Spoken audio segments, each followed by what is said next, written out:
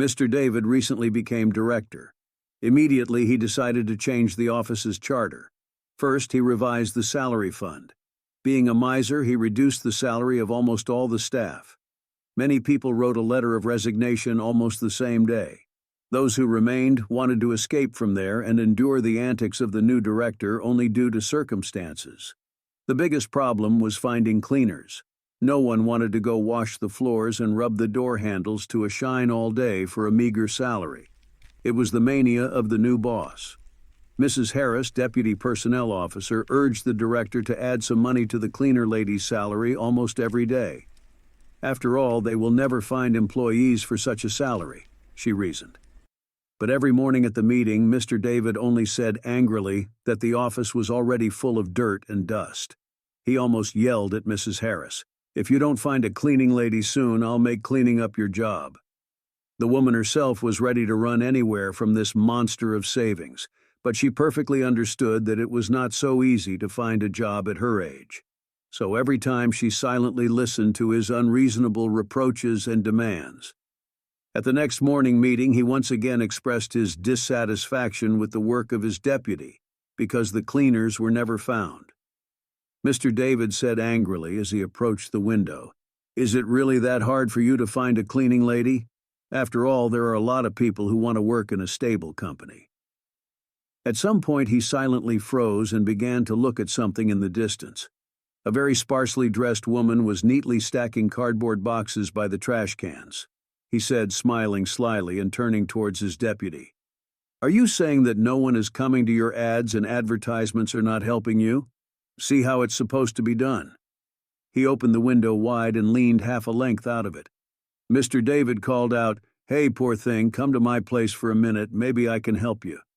But the girl didn't stop her work even for a second and continued to fold the cardboard. The boss was surprised but was not going to back down. There was even some excitement in his eyes. He turned to Mrs. Harris, winked at her, and called the guard. He said to the guy in the uniform as soon as he appeared, "Bring this miserable woman here no matter what it costs you." When the girl entered the office, he realized that she was completely deaf.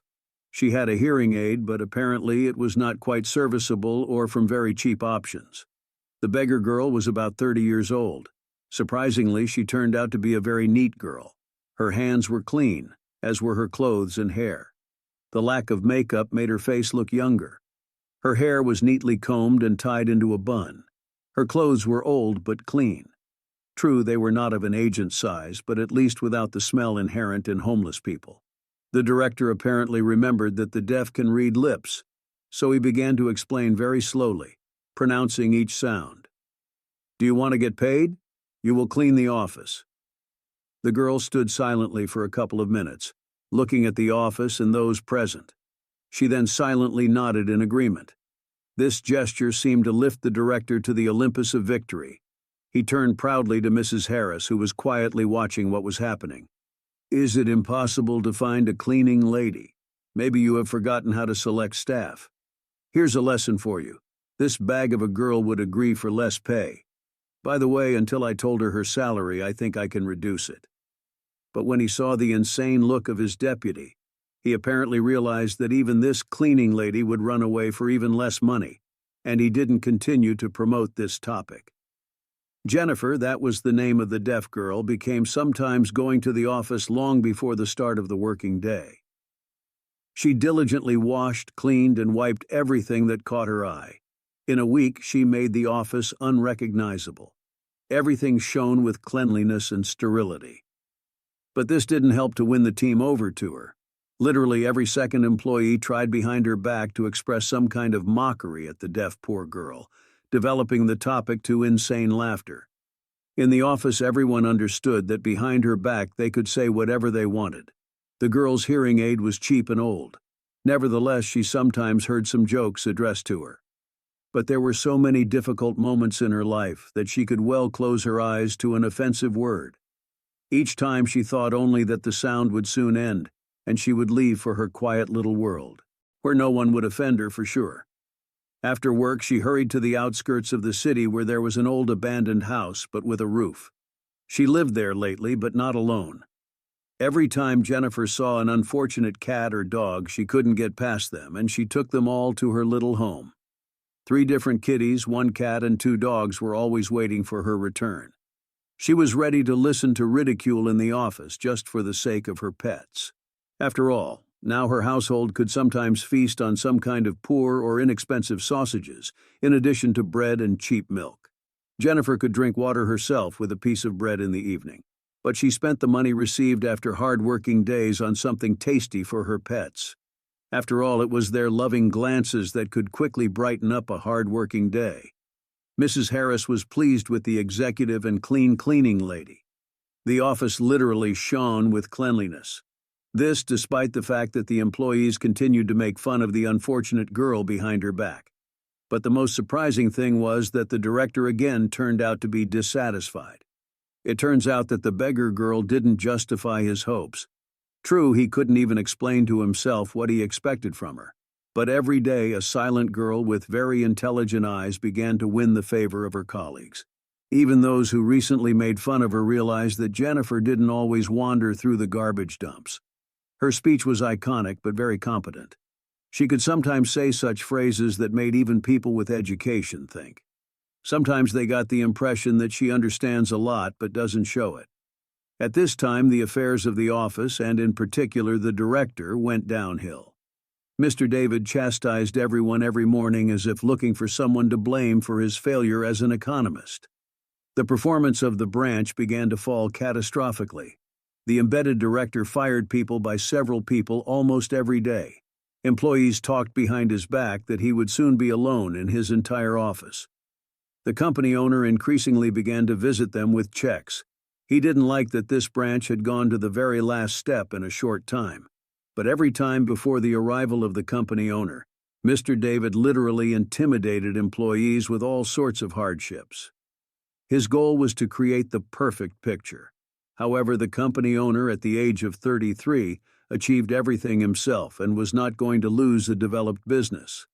He saw that in this office some kind of heavy atmosphere literally hung in the air when he arrived there. Again, the owner stated that sanitization was being carried out in all branches of the company and all employees were entitled to a paid day off. While all the employees, including the director, were resting, the office was in full swing. Video cameras were installed in each room and connected to the owner's computer. Of course, only he and the video surveillance company knew about this. Mr. Anderson really wanted to know what was really going on in this office. Therefore, he went to such a cunning move to figure it out and save this branch of the company.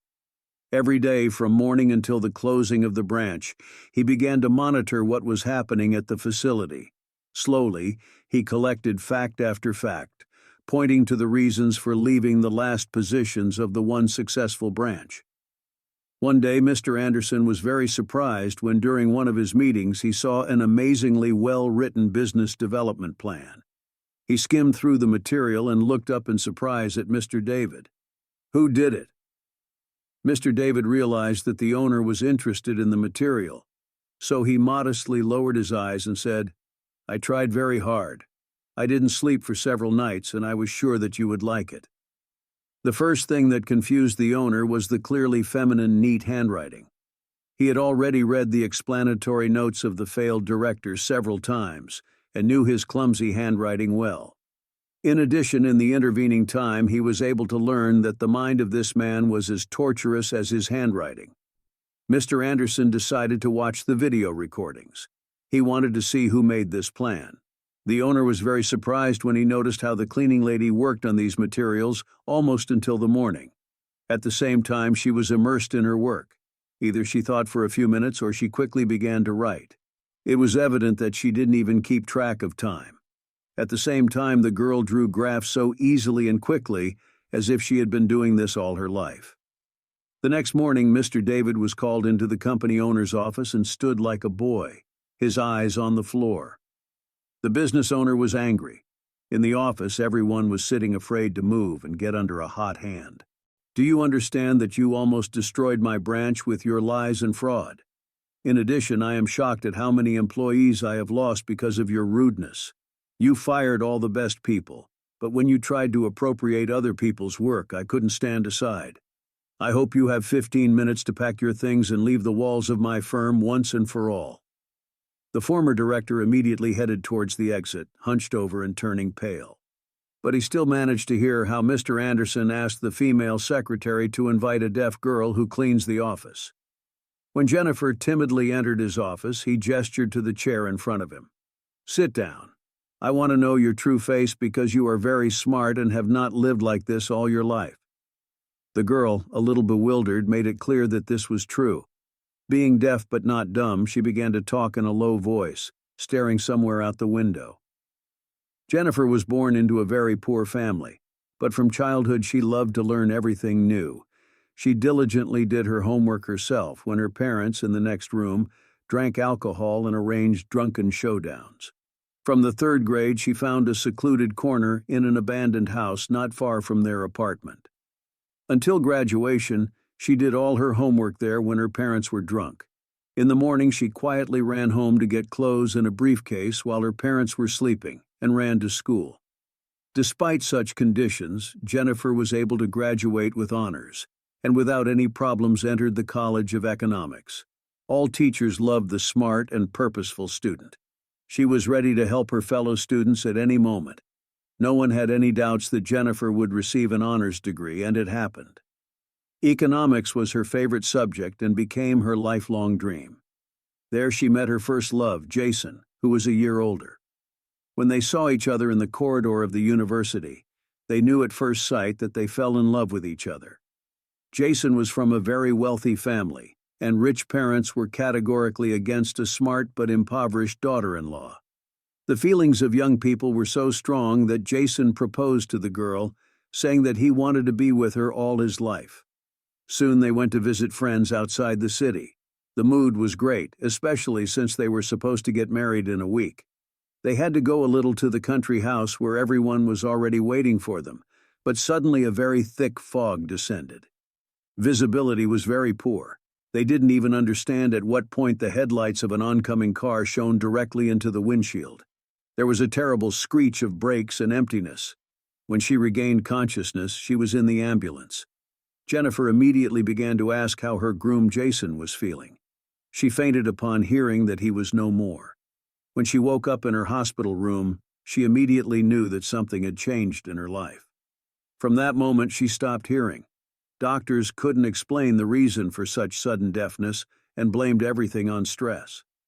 She begged the doctors to let her go to the funeral of her lover, despite hearing loss in a difficult mental state, but she was not allowed to approach the grave of her beloved.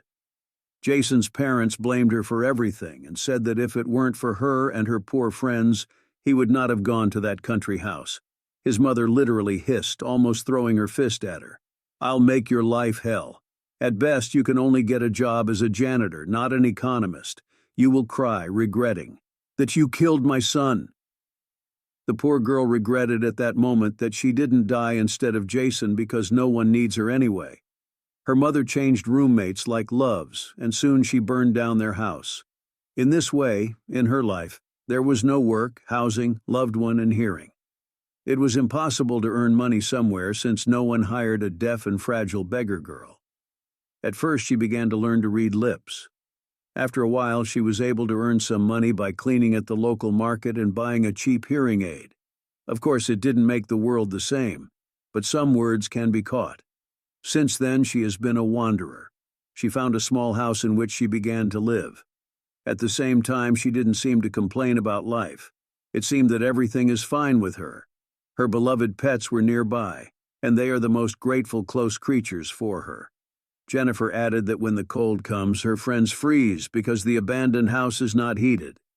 Even at that moment, she was not talking about herself, but about her pets. At the end of the story, Mr. Anderson remembered that terrible accident. He was familiar with Jason, and then he was very shocked by what happened. On the same day, he appointed Jennifer with the background in economics as the executive director of this branch, and he didn't regret it. The business of the branch quickly went up the hill. Soon the owner began to come to the office frequently to pick up Jennifer from work. A few months later, the news of the marriage of this beautiful couple was no secret to anyone. The best gift for Jennifer was a document stating that she is now the shelter owner in which all of her pets were placed after she moved in with her husband. In the near future, she will definitely not have time to look after them at home.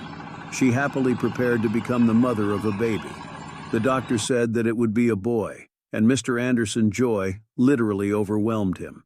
In addition, either an overabundance of joyful emotions or some hormonal changes unexpectedly returned to Jennifer's hearing, and she became a completely full-fledged person. The big, spacious house of the businessman was now filled with the smells of homemade food, an atmosphere of love and peace.